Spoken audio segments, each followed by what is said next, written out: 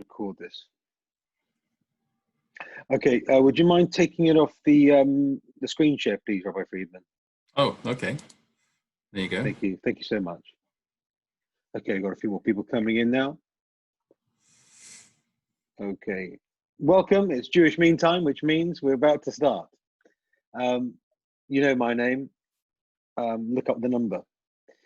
This is the final talk in our series for Radlett United Synagogue of topical discussions. We've had two Israeli speakers, actually, two people tuning in from Israel. We had Rabbi Budalowski and Rabbi Kaplan last week, talking about all sorts of different things. But this week, we have with us a formidable talent, a good friend of mine, Rabbi Dr. Moshe Freedman from the New West End United Synagogue. Rabbi Freedman has an immense wealth of talent and knowledge. In fact, one of the most well-rounded and multi-talented rabbis in our rabbinate, in my opinion. He has his PhD in science. He has, for many years, been lecturing on cutting-edge issues where there's a confluence between Jewish law and modern scientific development. And he really has been at the cutting edge of halachic research into how Judaism adapts and embraces modern scientific dilemmas.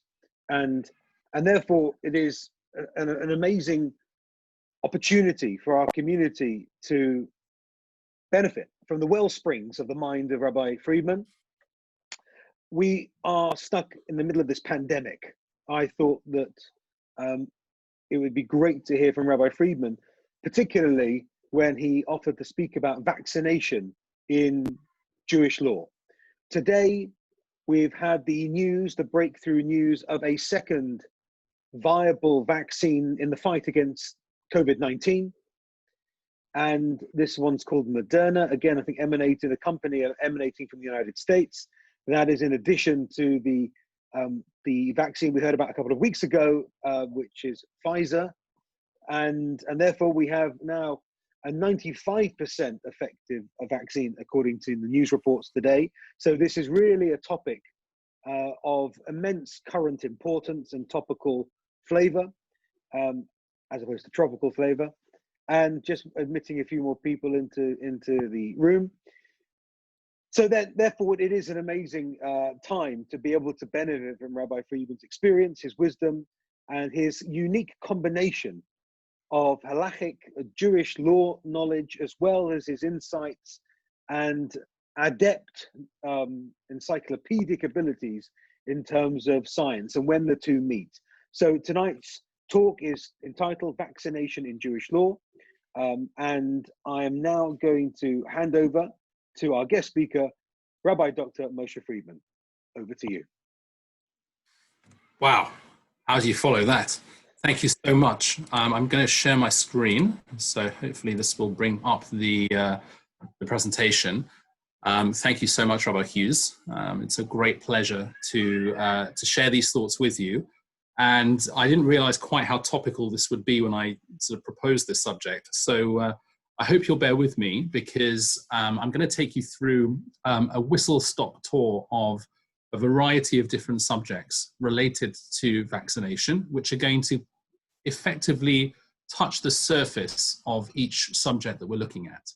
Each area of interest could be a lecture in its own right, a lecture series in its own right, and as you'll see, we're just going to sort of scratch the surface and get some insights, hopefully, into some of the main issues. I'm also, without any doubt whatsoever, going to take a particular position on vaccination. I make no apologies for that, because I think it's important to state it from the outset. There are, of course, dissenting views, and I'm happy to hear some of those at the end. Hopefully, we'll finish with some time for questions at the end and some discussion. But I hope during the talk, you'll be able to enjoy some various ideas. So let's just take a little overview of what we're doing today. So is this okay? Can you see all of this? We can indeed. Good. We can. Excellent. So I'm going to start off with an introduction on how infections actually spread, which will be quite familiar to you all, because I'm sure you've all been watching the news over the last 8 months or so, and indeed how vaccines actually work. Okay, now there are a range of different types of vaccines for a range of different issues, and the details of all of this, of course, are something that is, more for someone who's an expert in immunology or a clinician of some sort. All I'm going to do is give you the very, very basics, just so that everyone's on the same page and we have an idea of what's going on.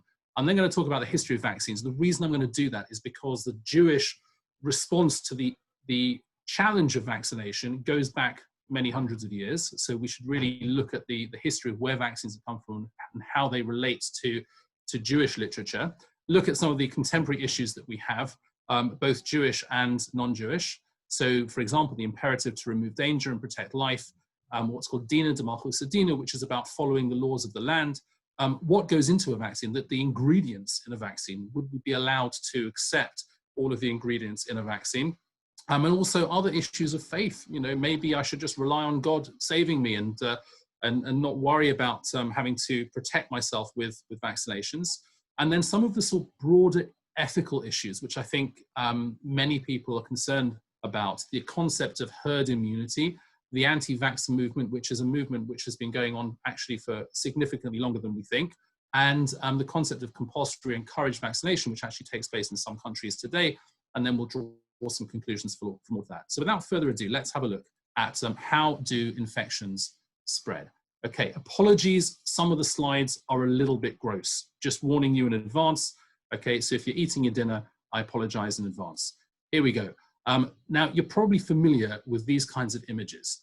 Someone sneezing or coughing and lots of droplets coming out. And it's these droplets that, of course, we wear masks to protect other people, and we also wear masks to protect ourselves from other people who are spreading droplets such as this. And these are quite large droplets from this particular sneeze. There are also droplets that we can spread just by talking and singing, and lots of research has been going on, as you can imagine, over the last several months, to try and understand just how infections spread. But the key thing over here is the actual virus, in this case, in the case of coronavirus, that is contained within these droplets. These droplets act as a sort of shield and a sort of incubation arena for these viruses to stay alive outside the body, and can then be inhaled or taken in by others. So what is a virus? What does it look like? Well, it has various RNA inside of it, but I'm just simplifying things for the time being.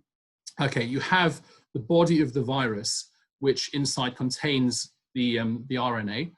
You also, this is called an antigen, and an antigen is a more general term. The virus is one example of an antigen. You also have on the outside these binding sites, okay? And these are going to be quite important very shortly, okay? Bear that in mind. So when that person is sneezing, all these little viruses, of course, are coming out in their droplets. And what then happens? Well, someone else is nearby, and they're going to inhale some of these droplets that contain these viruses. And then inside their body, these viruses are going to play havoc. So here are the viruses inside the body. I'm sorry, this is very childish and simplistic, but you'll see why I'm doing this. And inside the body, the viruses are going to multiply and cause havoc, okay? Now, you have inside of your body various different antibodies. Antibodies are there to fight foreign particles and foreign objects and things like that. And these antibodies come in all sorts of different types. And eventually, your body will make antibodies that will be able to bind to these binding sites on the virus and eventually eliminate them. But that's not before your body has to put up a big fight. And a lot of the symptoms that we experience when we get viruses, colds and flu and things like that, are a result of your body trying to fight off the infection that's taking place. Okay, eventually you'll get these antibodies binding to the virus in this particular case, or it could be bacteria, it could be other things as well. And then eventually that will die. Okay, how do vaccines work? So here's your active virus. Now, we don't want to give people an active virus because they'll get sick. So what we can do is scientists, biomedical scientists, can take an active virus, they can develop it in a lab, and they can basically weaken it or inactivate it. And by weakening the virus or inactivating it, what it does is you can then take that weakened or inactivated virus and cause an immune response in a human being without actually making them sick. So how does that work? Through vaccination. So this vaccine up here contains the weakened or attenuated form of the virus. In this particular case, it's being injected into this young child over here. And within that person, the same antibodies are going to attack this attenuated virus and produce lots and lots of these antibodies. And that means that this person now has antibodies within them, which will be able to be primed and prepared to attack a real infection. So if a real infection came along, this poor virus doesn't know what's going to hit it, because all of these antibodies are primed and ready to go, and it's going to go, oh my gosh, and it's going to get attacked straight away before it can reproduce, and that'll be the end of the virus. And you'll be exposed to the particular virus without even knowing it, because you're inoculated, you're vaccinated against it. Okay, now it's not quite that simple, because vaccines don't protect you 100%, they don't last forever. And just anecdotally, in my own family, I had my first child when we were in Israel. We had our first child vaccinated against chickenpox, which in Israel you can get vaccinated against chickenpox very easily. Here I think you can, but you have to pay for it. He got a very mild version of chickenpox, but was still able to pass it on to his younger brother, who got it very severely because he was under age to get the vaccine for it.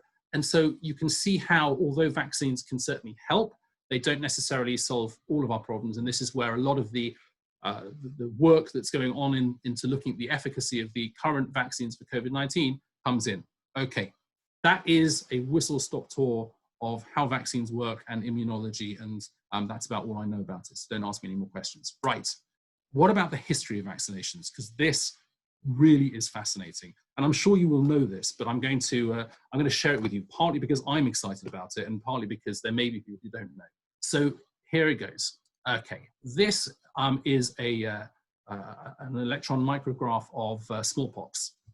Now, smallpox, as you probably know, was an infectious disease caused by two virus variants. One was called variola major and variola minor. Variola major caused more severe symptoms in the victims that contracted it. Now, what is smallpox? Well, it's a virus that is actually quite ancient. It goes back all the way, certainly to the times of the Egyptians, and in fact, based on the rash that you can probably just about make out on the cheek of this mummy over here, this is Ramesses V, it's thought to go back at least to ancient Egypt and possibly even further, possibly around 10,000 years.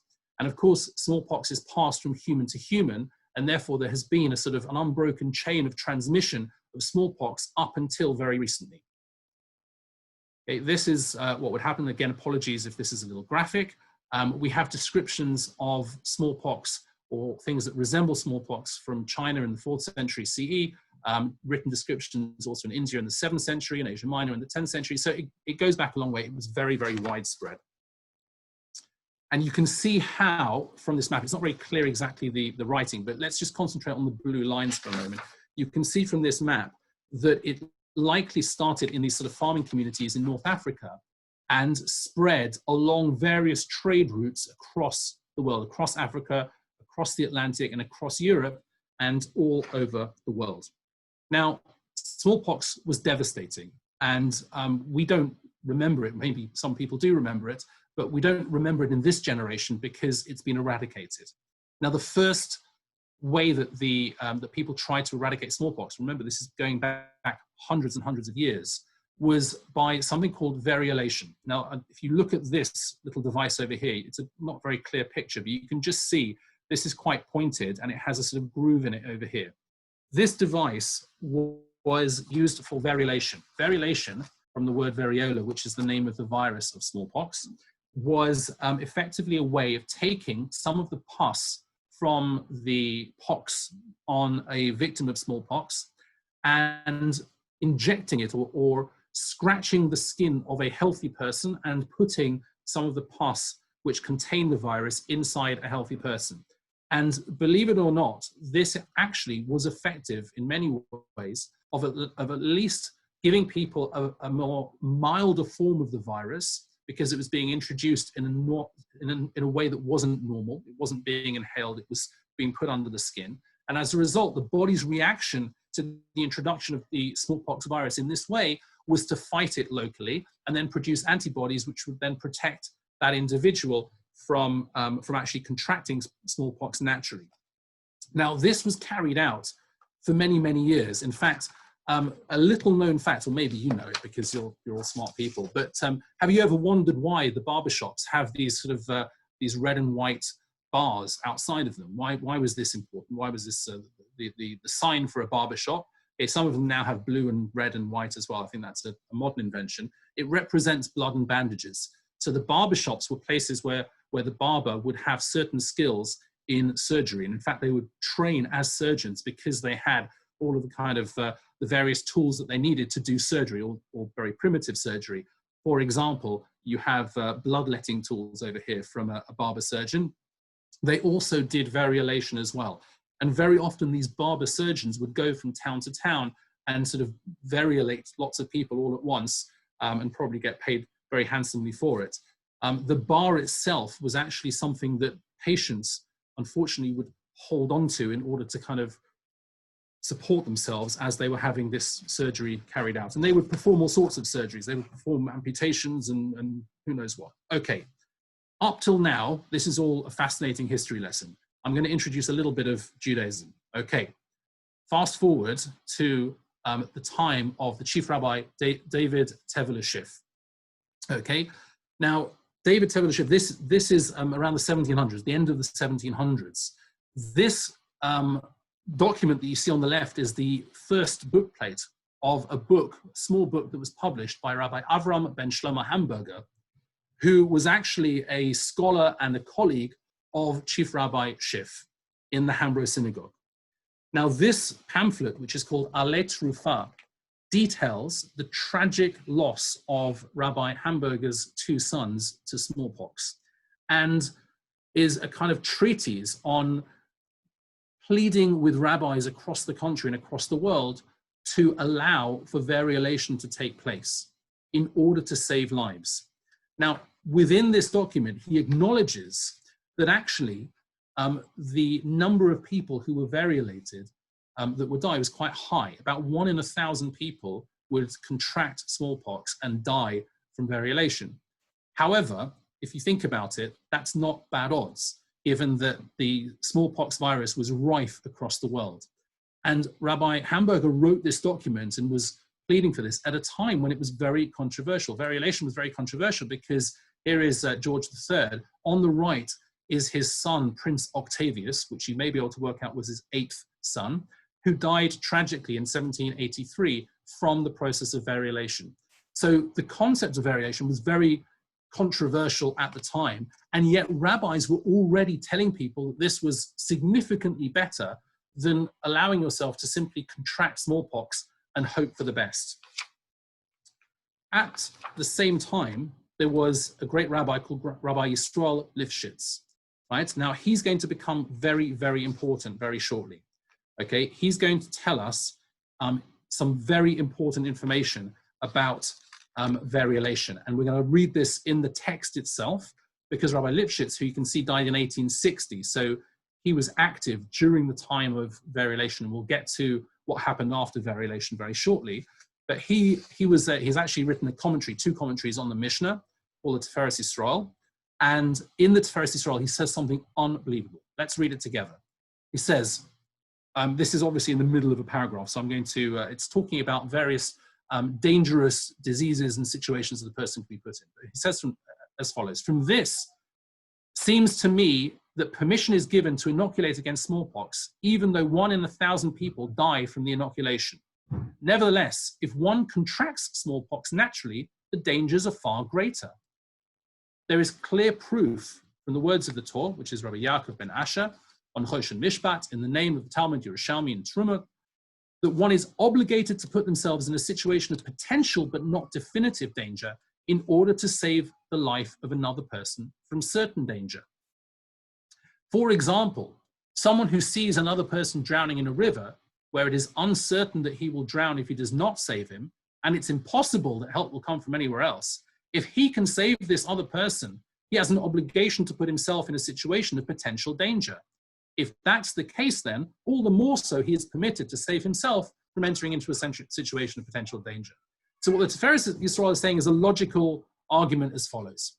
It says, if you have an obligation to risk your life to save someone else, not to put yourself in danger, but to put yourself in a situation where there is a small risk in order to save someone else, and you have the not just the permission, but perhaps even the obligation in some ways to do that, then all the more so, if the person that needs saving is yourself, you should certainly put yourself in danger to save yourself. So variolation, even though it's something that has a risk of 1 in 1,000 people dying from variolation, he says that's pretty good odds compared to contracting smallpox itself. Now, that is all in the world of variolation and before the time of this man called Edward Jenner. I'm sure you've heard of. There is, in fact, a statue to Edward Jenner at the Italian Gardens in Kensington Gardens, short walk away from where I'm sitting right now. Now, Edward Jenner was, of course, an English scientist. He was a doctor and researcher, but he was the one who is credited with the first, with realizing the potential of vaccinations. Now, what happened? So the basis for vaccination began in 1796, when Jenner observed that milkmaids who had contracted cowpox, which was very similar to smallpox, but not quite the same, did not show any symptoms of smallpox after variolation. This is an astonishing thing, right? Because most people, at least showed some symptoms, although they were much less severe, but they were still symptoms from the fact that your body was now fighting the smallpox infection. It's just that people didn't die from it. So what Edward Jenner did, bearing in mind this is the sort of, a time before ethics committees, he basically did an experiment. He took a milkmaid called Sarah Nelmus and James Phipps, that was the 9-year-old son of Jenner's gardener. You can imagine the conversation over there, right? Dr. Jenner took material from a cowpox sore on Nelmus' hand and inoculated it into Phipps's arm. Months later, Jenner exposed Phipps a number of times to the variola virus, the smallpox virus, but Phipps never developed smallpox, thus proving his theory. Cowpox was a milder form of smallpox.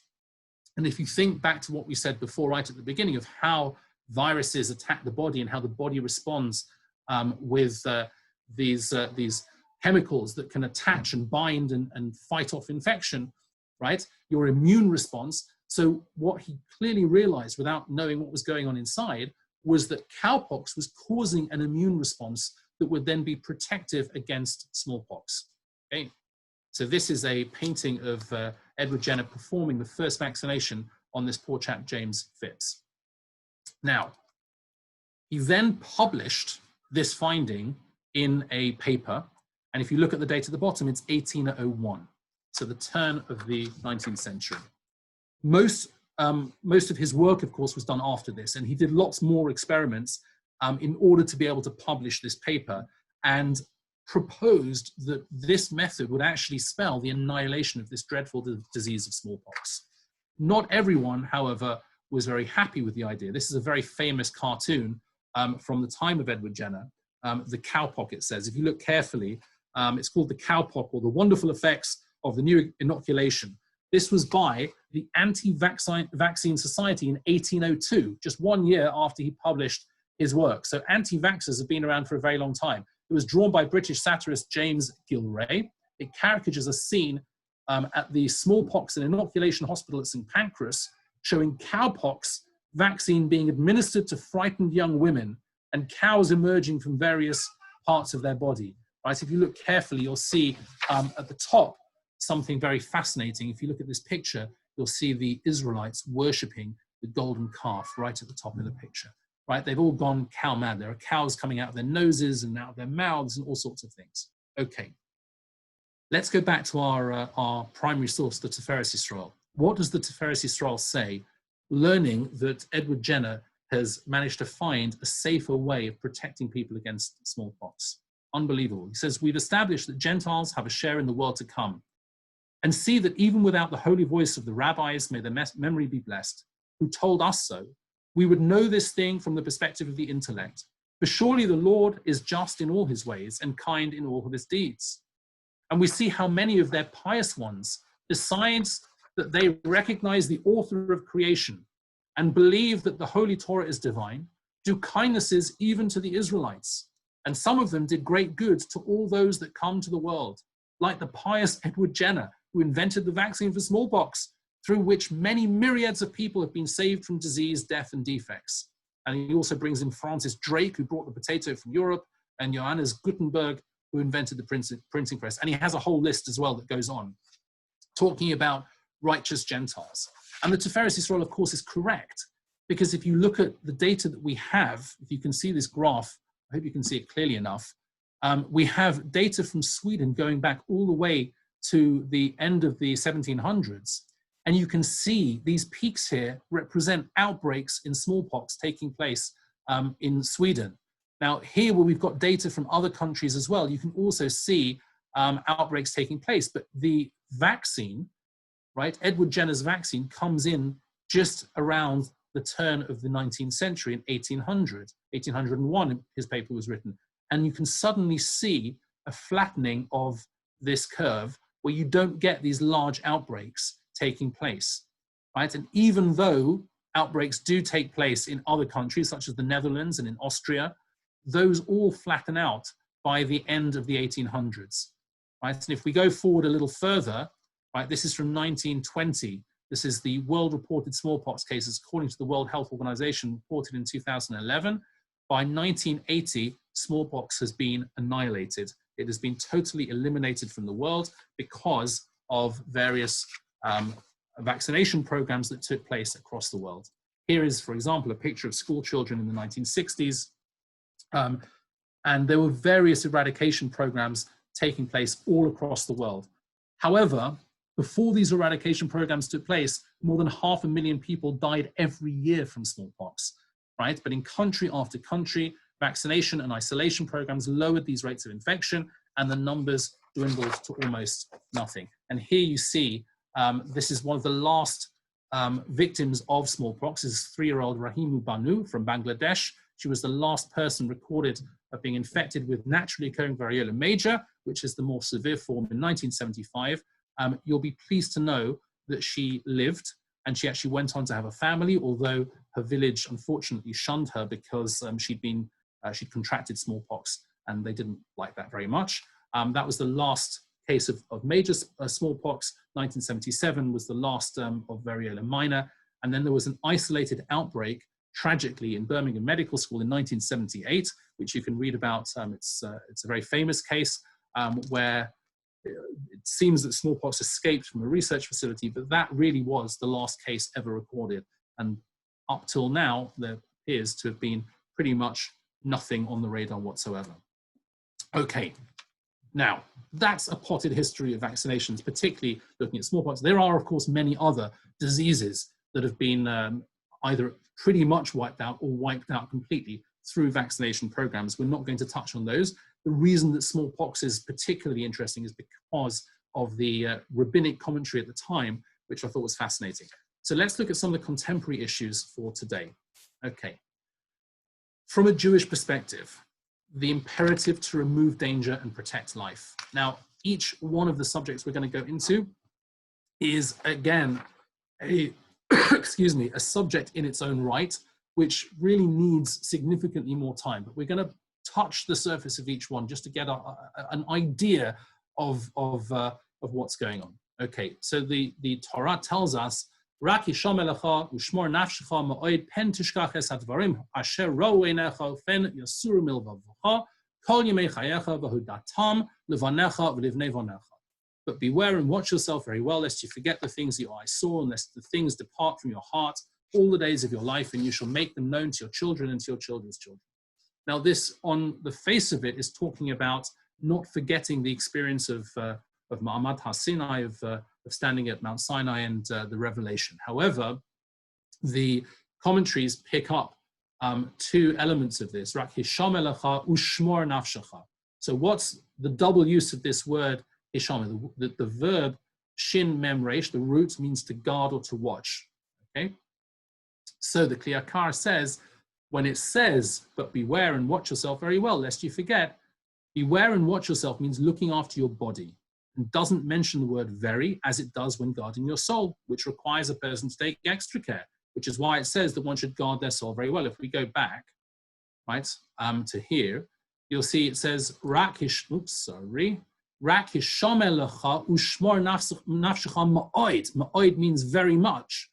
So what the Kli Yakar is saying is that we need to be told to look after our soul very much, because spiritual things are much more difficult to see.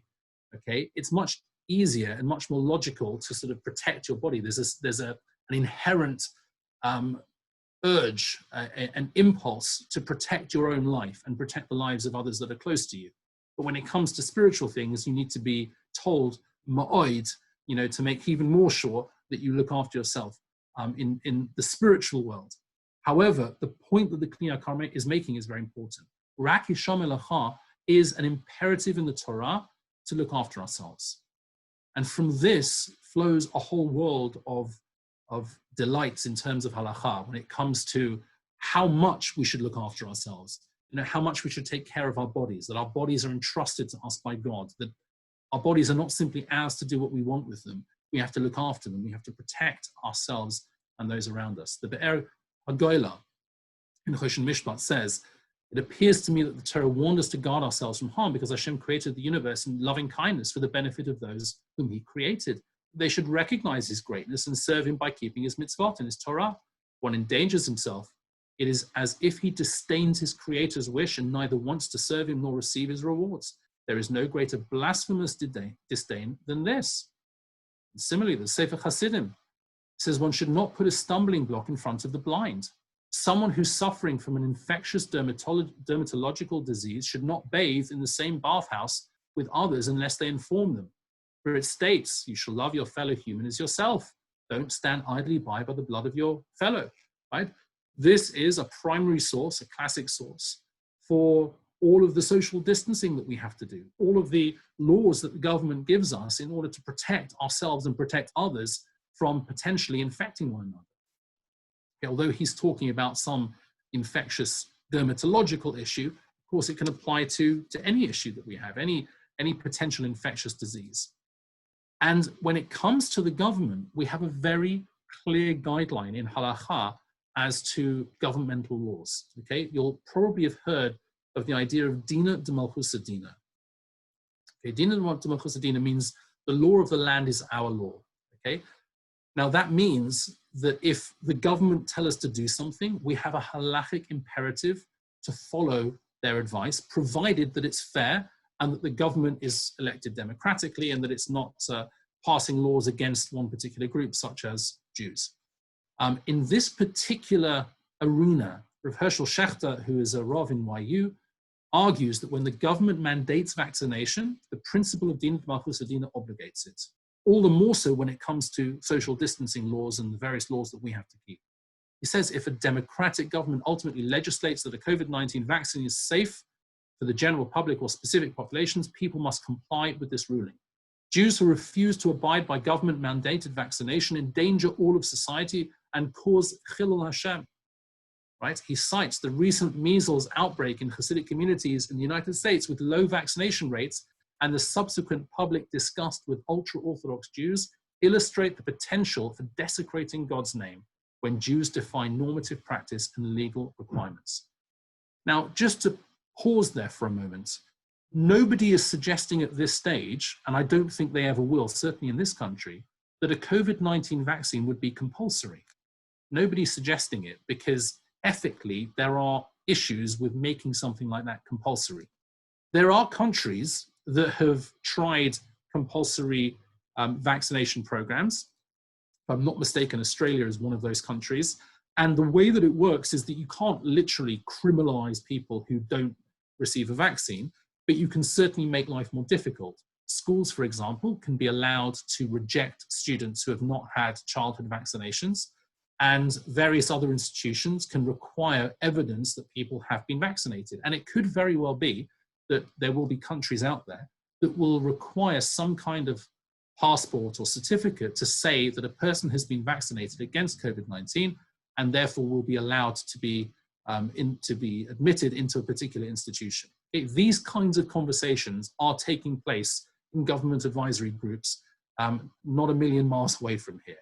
And British society is less interested in these kinds of things. There's less tolerance for forced vaccination programs, but there will be countries, I'm sure, that will entertain such ideas.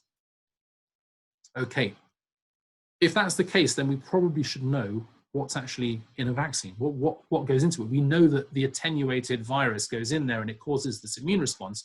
That's clearly not the only thing that's in there.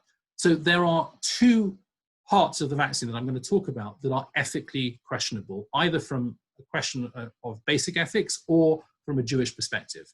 So human cell strains is one of them. And you may be aware that you can grow bacteria in a Petri dish with agar, right? Those little Petri dishes, and you've got a little gel at the bottom. If you take a swab of anything which has bacteria, it will grow the bacteria on it.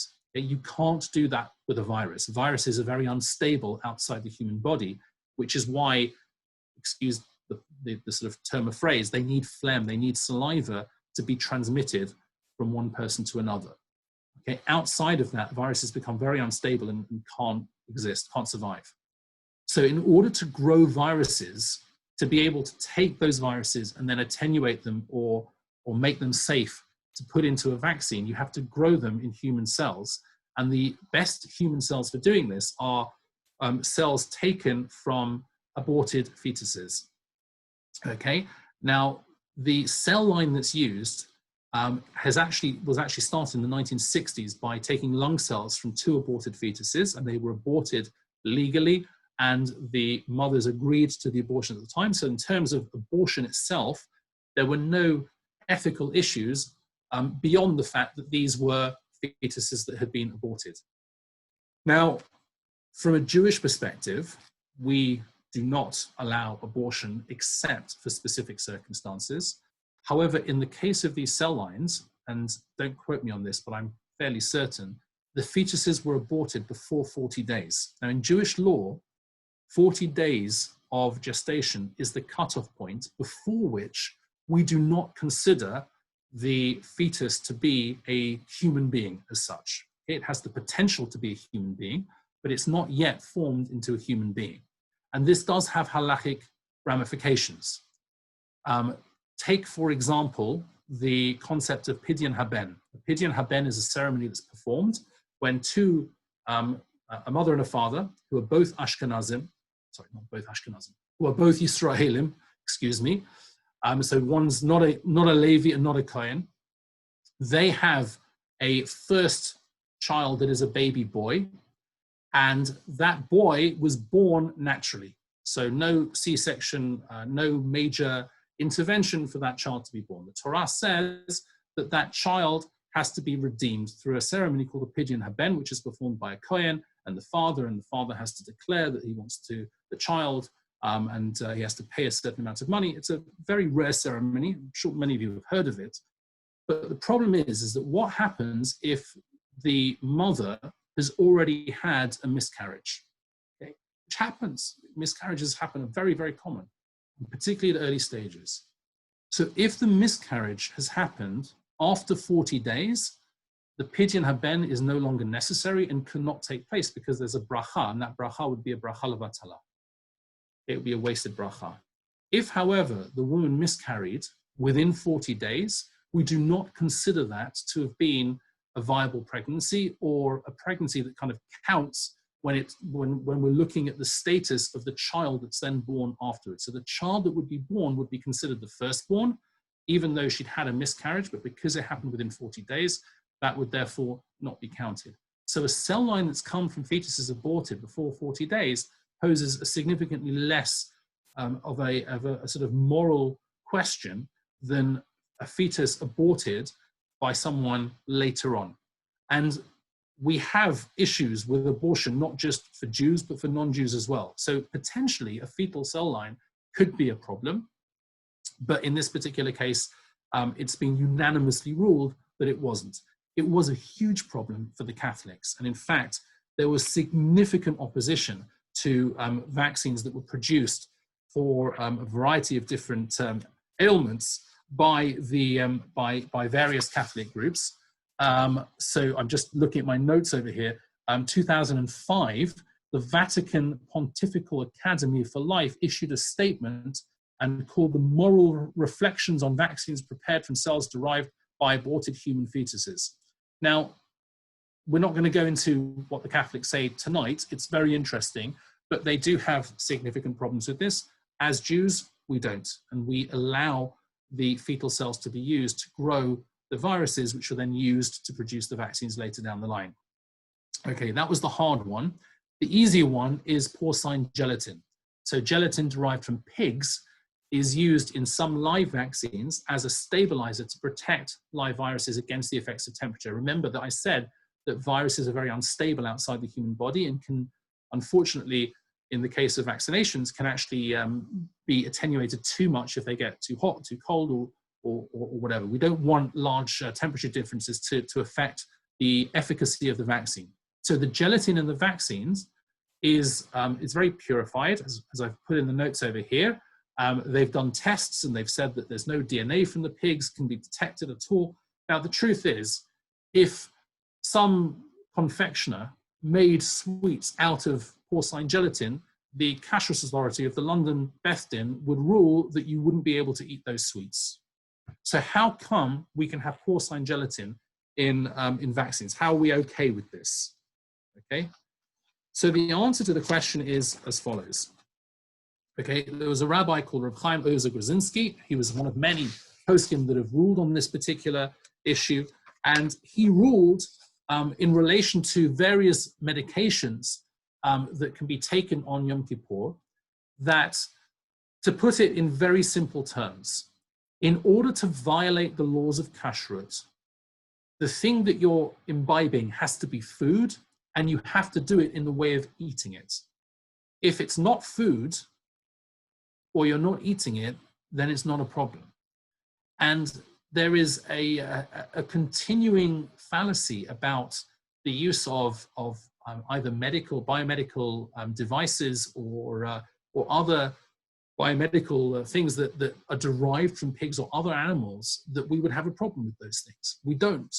Okay. One of the classic examples is heart valves. Okay, so there are different types of heart valves. There are heart valves that are made from metal, that are mechanical, and are very good, but they're not quite that efficient, and they can cause problems. They can cause problems in terms of clotting, and they do a good job. They last for a long time, but they can cause problems. They're not quite as efficient as heart valves derived from porcine material, which of course is treated, and it's obviously they're not just taking literally a valve from a pig and turning it into putting it into a human.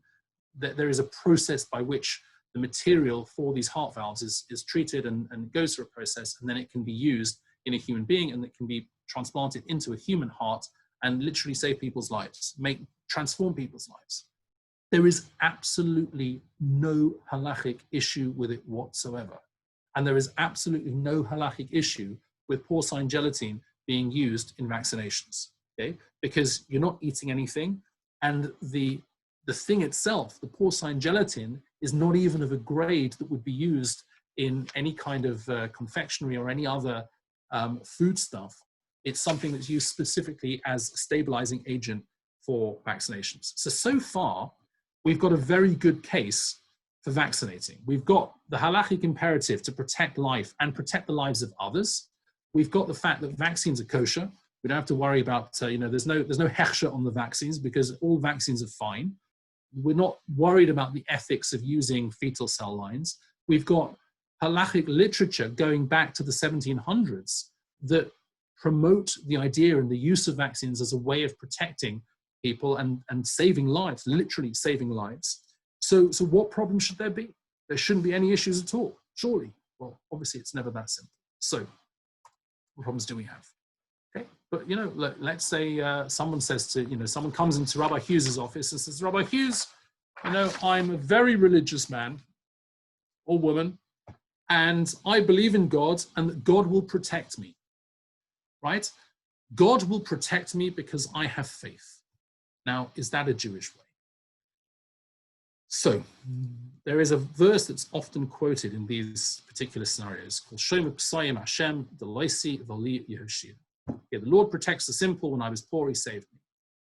Now, the principle of Shomer P'sayim Hashem is bandied around by all sorts of people in all sorts of circumstances. However, to put things in simple terms, the idea of Shomer P'sayim Hashem, that God will sort of protect us if we go about our normal business, only applies when whatever activities we're doing are not activities that constitute a significant danger or risk. And a significant danger or risk is defined by what's normal in the rest of society. What are the majority of people doing? And it actually has far-reaching ramifications. Is it permitted to take a skydive, to go in an airplane, strapped to a parachute, and go parachute jumping? Okay? It's not such a simple answer to say, yes, of course it is, because lots of people do it. It's a dangerous activity. It's not necessary. And it could very well be, we say, Shomer P'sayim Hashem, Hashem will look after me. You know, the parachute normally opens, but if it doesn't, right, it's going to be very messy, to put it mildly. So Shomer P'sayim Hashem means that if you're going about your normal business and doing things that normal people would do in the course of their day, either to earn a living or to have a little bit of fun, or to do things that you know, are generally accepted, even though there is risk associated with everything in life, even getting up in the morning and getting out of bed, there's a risk associated with that. I'm sure there are a certain number of people that die slipping in the shower every morning, but that doesn't stop us taking showers.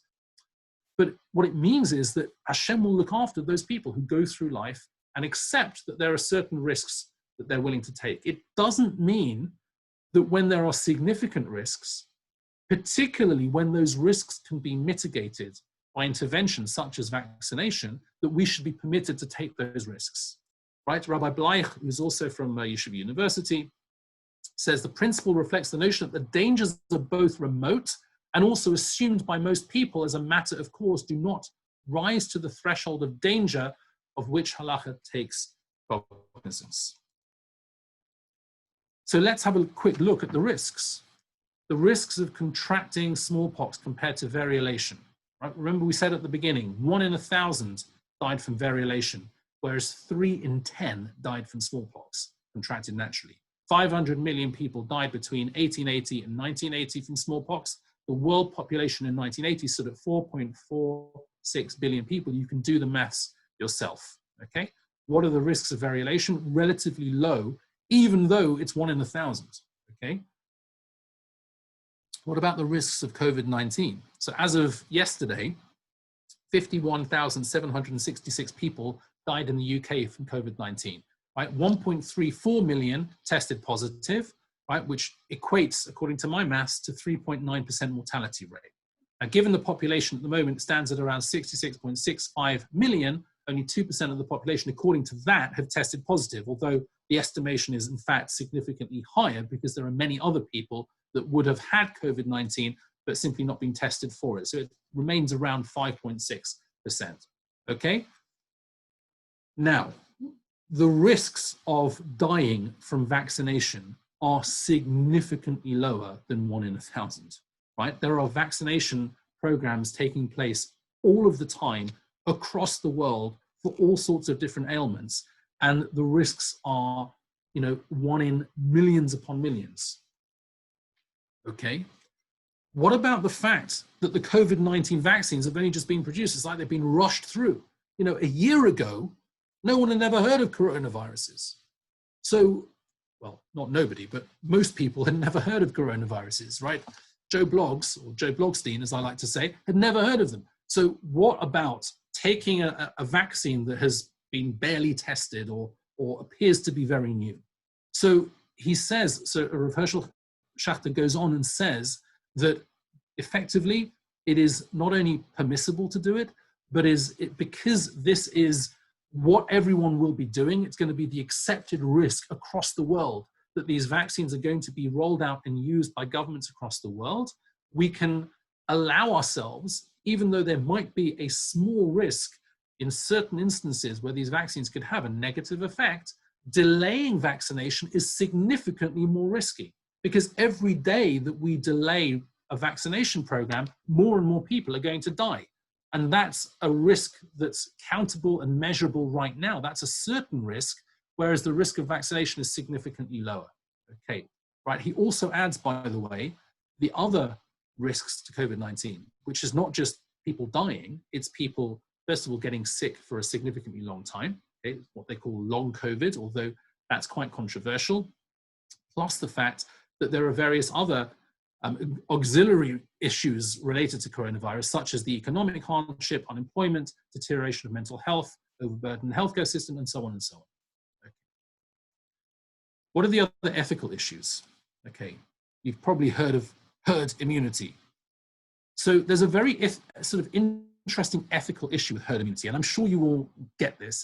It's quite a simple idea. If you look on the left, where there are people who are susceptible to infection, and lots of other people are wandering around among the population who are infected, then lots of people are going to get infected and lots of people are going to be sick. But if there are lots of people who are immune, either because they've had a virus or because they've received a vaccination against the virus, then it's very hard to transmit the disease. The disease will find it hard because there are very few people who are susceptible to the disease. This is called herd immunity.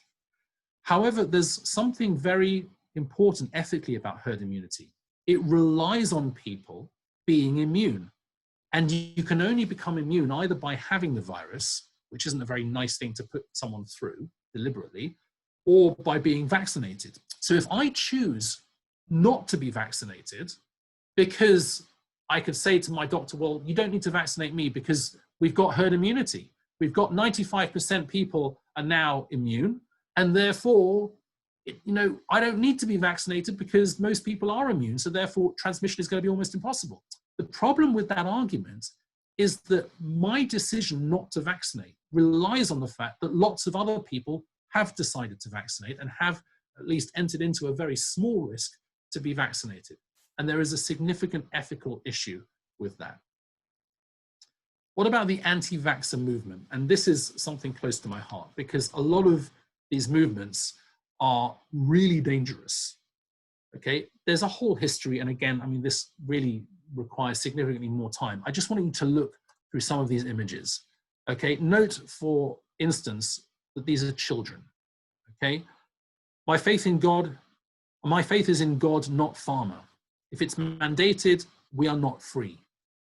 Okay, going against the idea of social contracts and the fact that government is in control, at least to a point. Obviously, we have autonomy, but when it comes to societal issues that affect everybody, government is well within their rights to mandate certain things to happen. My body, my choice, my rights, I deserve, etc., etc. And let's take a look at some others. No shots, no school, not true. Vaxtruth.org. Medical fascism cannot exist in America. Freedom of choice. The problem with having freedom of choice when it comes to vaccination is that it's not just about the individual, it's about the risk they can then pose to the rest of society, because there are people who are not able to be vaccinated, who may well be vulnerable and who want to live a normal life. But if they go into a community where lots of people haven't been vaccinated because they've chosen not to, then those people that have chosen not to be vaccinated can risk the lives of other people who cannot be vaccinated for medical reasons. So when I choose not to be vaccinated, it's not just me that's being affected, it's everyone around me that's being affected as well. Oops, let's just go on. Next one, vaccines can cause injury and death. Vaccine mandates violate bodily autonomy. Vaccines are not placebo safety tested, and so on, right? The fact that they use aborted fetal cells. All of these things, generally speaking, are lies. It's true that some vaccines, as we said before, use aborted fetal cells, but lots of medical advances are made by using parts of human bodies in order to experiment on them. We wouldn't have most of the advancements in medical science without being able to experiment on human beings, right? It's impossible to actually advance medical technology in such a way. So the fact is that while all of these things are potentially true, I mean, it's possible that vaccines could cause death in very rare cases. The risks are significantly lower than some of the things that these people would advocate. Some of the sites that I've seen have sort of listed some of the ingredients on vaccines, which I would agree are words that are difficult to pronounce.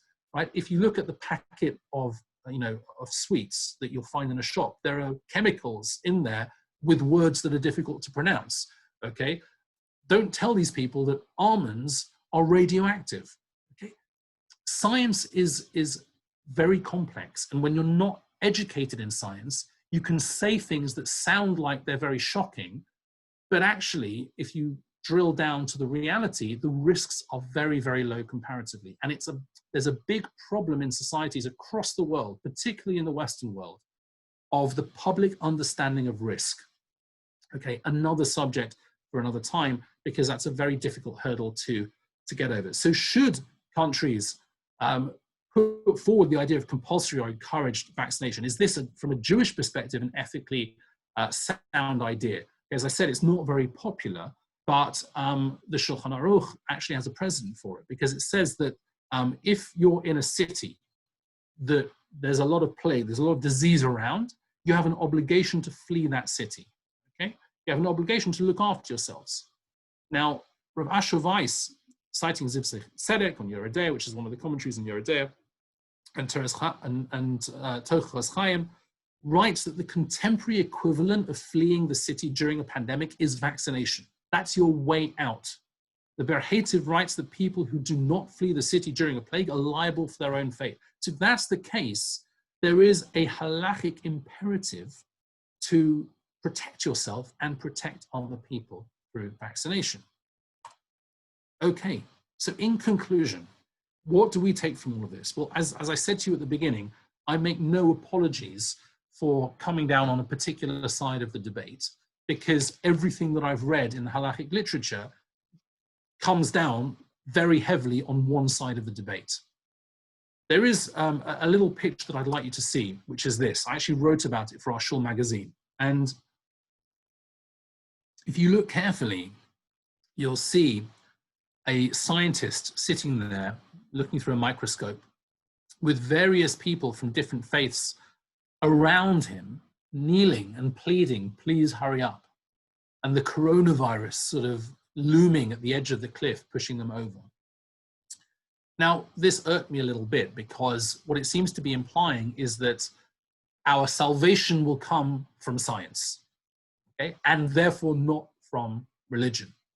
And the fact is that while it's certainly true, however much Rabbi Hughes and I pray for a vaccine that's successful, and Baruch Hashem, we've now got 2 well-known vaccines and one in Russia that I probably would stay away from, right? At least 2 vaccines that are produced by well-known companies that should be successful and should be able to at least help alleviate some of the pain of the coronavirus pandemic and help us to ease out of it. However much we pray to God to find these things, right? The vaccine was not going to come about in a puff of smoke because God willed it to.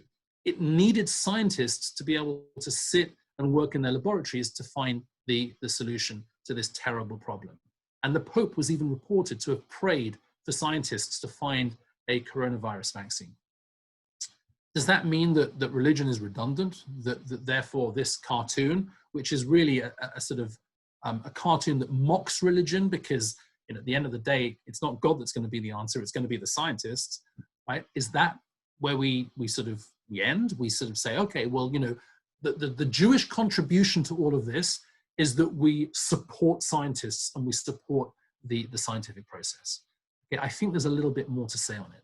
Now, I wish I could say a lot more, and I'm sure, like me, all of us have been deeply affected by the very sad passing of my rabbi and my mentor, and many people's rabbis and mentor, Lord Sachs, and Zichrono Livracha.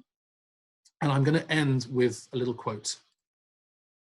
Civilization that had space for science but not religion might achieve technological prowess, but it would not respect people in their specificity and particularity. It would quickly become inhuman and inhumane. Think of the French Revolution, Stalinist Russia, in communist China, and you need no further proof. And what I believe Rabbi Lord Sachs is saying is that when it comes to the scientific aspect of vaccination, that is something that you need scientists for. But when it comes to questions such as who should be prioritized, who should get the vaccine first, should we make it compulsory, what should we do with communities who refuse to vaccinate or groups that refuse to vaccinate? And by the way, it's not just Hasidic communities in Williamsburg that are refusing to vaccinate. There are other groups that have problems as well. I mentioned the Catholics, but vegans have a problem with the vaccine because of the fact that porcine gelatin is used. So there are whole groups of people for all sorts of personal ethical reasons who may not want to vaccinate. What do we do with those groups to protect those groups and protect people that come in contact with them? And one could argue that there is a perfectly reasonable ethical approach to dealing with those questions. But the fact that religious groups, faith groups, exist in such a way that we have communities of people that can work together and work with one another to come up with practical solutions to these kinds of ethical questions is a testament to the fact that you can't function in society without faith groups and without religion, at least having a seat around the table in these very complex discussions. It's something that I've been doing very assiduously with the MIAG, the Moral and Ethical Advisory Group that I sit on, and it's something that I've seen in action within that group.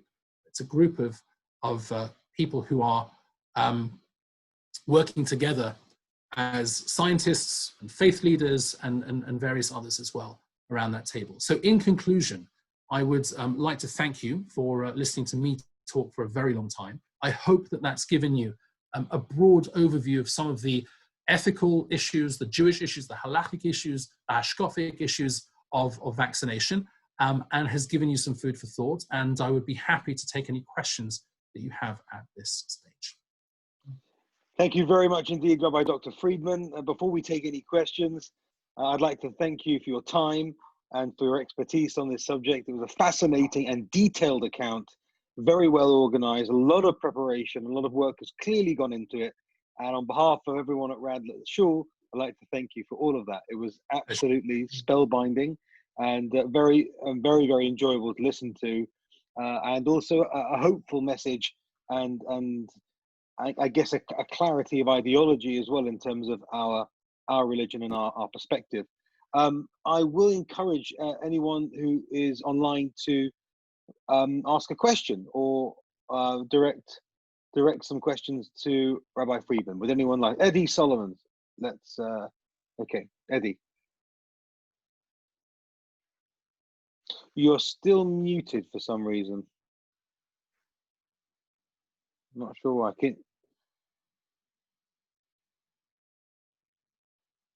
Let me ask you. Let me mute write you it in the and chat, possibly. Okay. Let's try it that way. No. Ah, try again now, Eddie.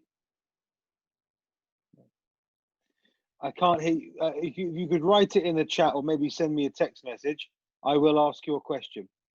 Would anyone else like to ask a question? If so, unmute yourself and fire away. Hello, does this work? Oh, yes, I can hear you now. Oh, I'm on a different camera. You can't see me, you can hear me. Firstly, I'd like to endorse everything Rabbi Hughes has just said. Absolutely fantastic. thank you. I understand entirely and accept and agree with your analysis. This isn't challenging it, and I'm not an anti-vaxxer. Earlier today, I was dealing with, professionally, with someone with phocomelia, which is the consequence, or one of the consequences, of taking the thalidomide drug with the terribly malformed limbs. A drug which was produced by a reputable company, went through the full regulatory process, was thoroughly researched, and had dreadful consequences for a large number of women and their children. Yes. Is there a different analysis that we ought to consider as a species from our individual analysis. The individual analysis for me is obvious. I should take the vaccination when it's available. But as a species, is there an issue? Is there a separate issue we should think about if we are running the risk, even a small one, of doing something unexpectedly, potentially devastating to all of us? Okay. So I have, a background in medical physics. I'm not a clinician. I haven't been involved in medical physics for many years, but I feel that I'm conversant in it. I'm not sure, given the advancements in the production of vaccines and vaccine technology, that the analysis is entirely accurate, but I would argue that it's not necessarily about that. It's about the perception of risk. And it seems to me that there's a difference between vaccination and medication, because medication often does have side effects that we can't necessarily determine. And of course, the same medication can have wildly different side effects depending on an individual's genetics and experience and the way it's taken and so on.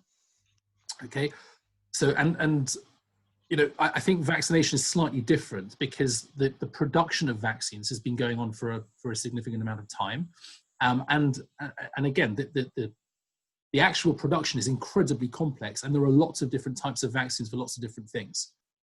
But I think taking a step back, it's going to be an assessment of risk.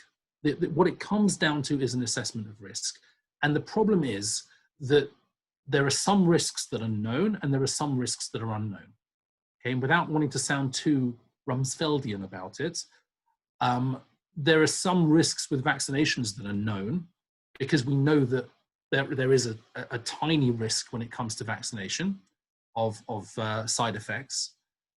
But there could be this sort of, this terrible thing looming in the background, like can't say it now, like that experience of many women and babies that were given thalidomide for sickness, for morning sickness, and the side effects were not known on the unborn children. Although thalidomide is used, as I understand it, in other arenas, in other sort of medical arenas, perfectly safely. It was just that particular side effect wasn't known. So could there be some looming side effect of this vaccine that we don't yet know about? Yes, anything's possible. Does that mean that I shouldn't take it?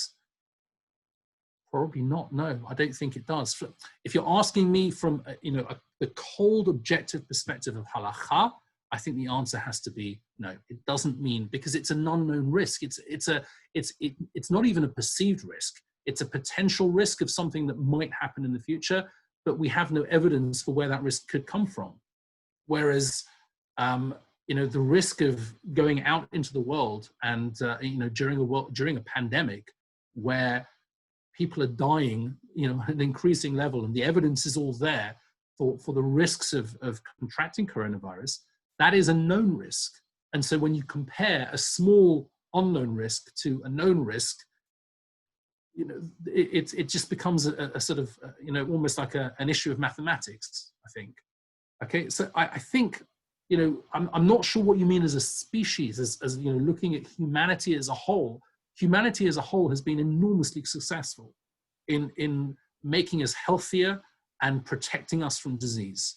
And my endorsement is that from a Jewish perspective, rabbinic literature goes back hundreds of years to support that fight against disease. So I think that's what I would say to that.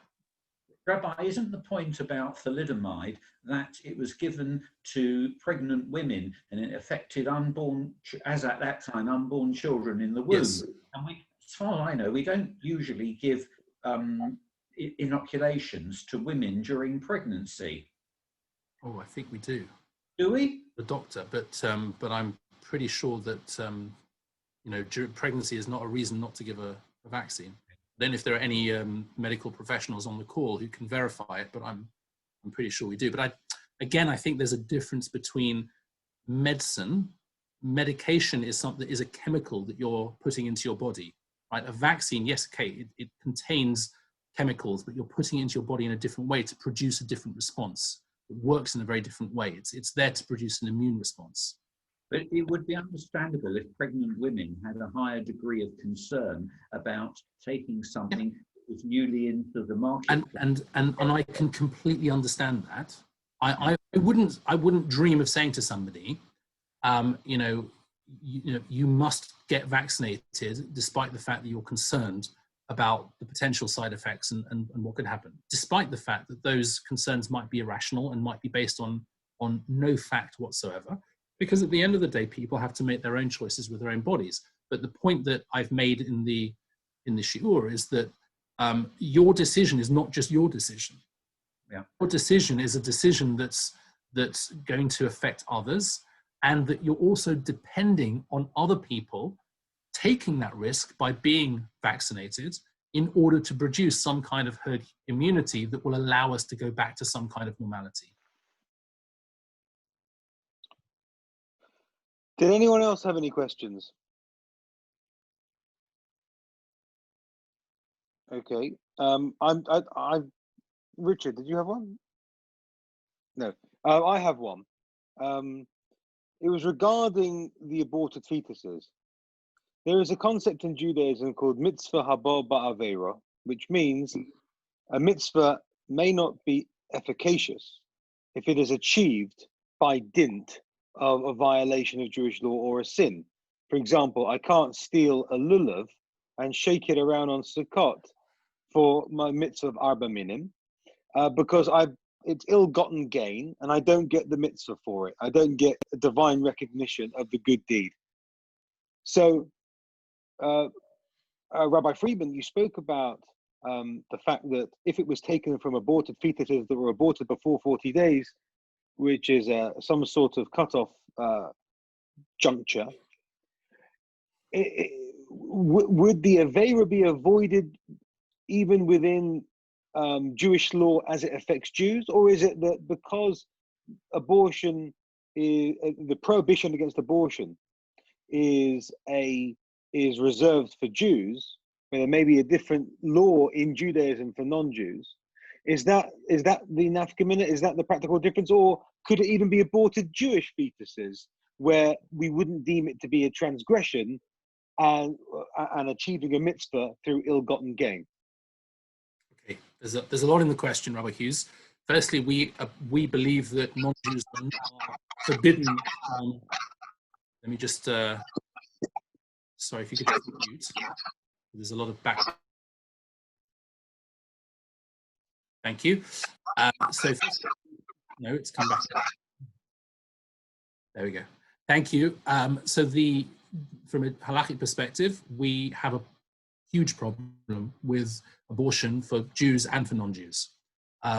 The question is, in this particular scenario, when the fetus was aborted, it was aborted because of severe psychiatric danger to the mother, okay, which could even be a reason to allow abortion in Jewish law. In fact, I'm pretty sure it would be, because there's a danger to the life of the mother, and therefore you have what's called a din roidef, and that the fetus is then considered as a threat to the life of the mother, and one is allowed to abort a fetus under such circumstances, whether it's for medical reason, for medical health reasons or mental health reasons. In this case, it was because of psychiatric reasons. So, but let's imagine that it was aborted for contraceptive reasons, because the mother didn't want to have the child, and they hadn't used contraception, and they were using abortion as a means of contraception, or not contraception because that was a bit late, but you know what I mean. They just decided they didn't want the baby, okay, which from a Jewish perspective would be significantly problematic. So the answer to your question is an understanding of the mitzvah of the law of mitzvah bar ba'avera. A mitzvah bar ba'avera is a very specific thing. So as you rightly point out, if you steal a lulav and you use that lulav, you have not fulfilled your mitzvah of shaking lulav and esrog on sukkahs, because the mitzvah has come about through an aveira. Okay. Compare that with the following case, which the Shulchan Aruch brings up in one of the Nosei Kelim. I forget exactly where, because it's been a while. The Shulchan Aruch brings up a case where someone tears kriya for a relative that's passed away on Shabbos. Okay. Now, if you tear kriya with a stolen shirt, you haven't fulfilled the mitzvah of kriya, of tearing your garment, of rending your garments after a relative has passed away. But if you tear kriya on Shabbos, have you done a mitzvah bar ba'avera? Have you fulfilled the mitzvah of kriya? Now you've broken Shabbos because you've destroyed a garment, you've torn something. But the fact is that the avera that you've done, which is to break Shabbos, is detached from the mitzvah of tearing kriya. A mitzvah bar ba'avera means you're doing an act that is both a mitzvah and an avera at the same time with the same object. And there's a subtle but important difference between breaking Shabbos by ripping your shirt and doing it with the intent of tearing kriya. So the fact is that if you tear kriya on Shabbos, you do not have to tear kriya again after Shabbos. You've actually fulfilled the mitzvah of kriya, even though you've broken Shabbos, because the garment itself was yours. You've actually torn kriya. Okay, I don't know if I've explained that well, but again, let's compare a stolen shirt, right, which would not fulfill the mitzvah of kriya, to your own shirt that you tear on Shabbos. So both are problems. But when you tear a stolen shirt, in the same way that if you shake a stolen lulav and esrog, right, you have a problem of a mitzvah bar ba'avera. But when you tear your own shirt on Shabbos, you've broken Shabbos, but you've still torn kriya. The two things are different. They're two separate elements. There's one avera and one mitzvah. Okay? Shabbos is the avera. The mitzvah is tearing kriya. Okay. So in the case of the fetal cells, right, remember that the fetus was aborted in the 1960s. The vaccine itself is not using the fetal cells. The fetal cells that have been grown since the 1960s are simply being used to produce a virus which is then attenuated, which is then put into a vaccine. So the fetal cells are kivyachol, it's equivalent to the agar that you would grow bacteria in. So I don't believe that there would be an issue of a mitzvah bar ba'avera, because the mitzvah of saving life or protecting yourself or protecting others is not coming about through the act of aborting that fetus, which took place in the 1960s. It's already happened. The cells that are being used from that, are probably permitted lechatchila, in the same way that it's, is it forbidden to eat a fruit or vegetable that's been grafted in such a way that would be forbidden? It's not forbidden to eat that thing, even though it's been grafted. Now that it's been done, you can still benefit from the fruit or the vegetable that's come about because of that grafting. So I think there's a separation between the two things. Thinking on my is that because the cells were taken from the fetuses not for the purpose of vaccine?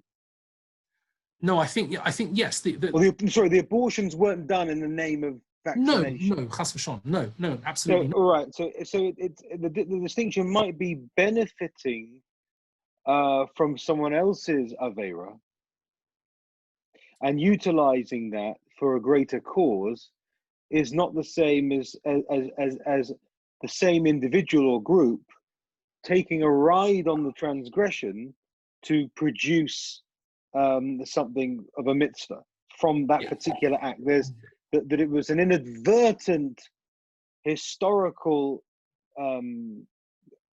collateral that has now been utilized and sort of converted for a good and positive purpose, rather than it being done ab initio with the mitzvah in mind. So we're going to abort in order to achieve the mitzvah. So because there wasn't a nexus of connection between the transgression and the mitzvah, we don't apply mitzvah bar ba'avera. Correct.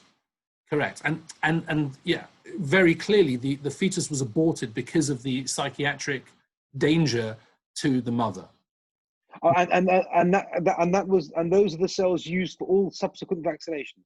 As far as I know, I think there may be more than one cell line, but as far as I know, I think there may have been two cases, but there were similar cases where they were taken from the lungs of the fetus that was aborted and then grown, because the virus can grow successfully and in a very stable way in these cells, right?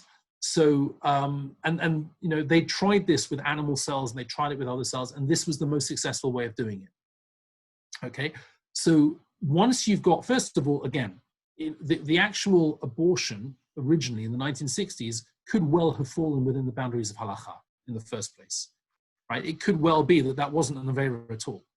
But let's imagine that it was. Even if it was, there is still a disconnect between the act that they did when they aborted the fetus and the intent of them to use the cells later once it had been aborted. And I would argue that is not a mitzvah bar bavera, in the same way that tearing your shirt on Shabbos, the tear kriya, even though it's Shabbos and you're breaking Shabbos, and the intent is to tear kriya, to do a mitzvah, the fact that you break Shabbos is disconnected from the mitzvah that you're doing, whereas shaking a lulav and esrog that is stolen, the very object itself is an avera.